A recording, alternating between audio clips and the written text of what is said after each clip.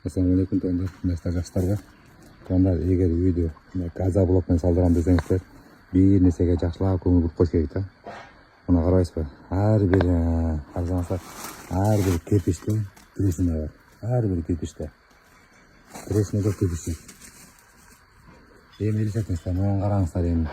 Үстүнө сейсмополис куйган экен, акыбалын көрүңүздөр. Эки этажный үй салып атат.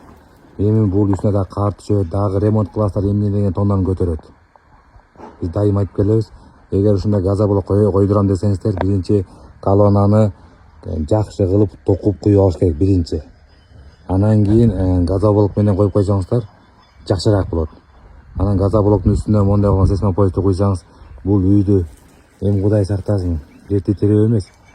Кудай эле сактасын, бирдеке болсо бул үй үйгөлөнүп түшөт. Болун эле кулап калат да. Кебетесин көрүңүздөр, мына жыгач менен коюп коюптур. Ичинде арматура барбы, жокпу, аны Кудай билет, караңыз. Ошон үчүн биз дайым айтып кетебиз, газоблоктун саласыңар келсе эле, жакшысы кирпич менен салыңыз, бекем болот деп айтып кетебиз.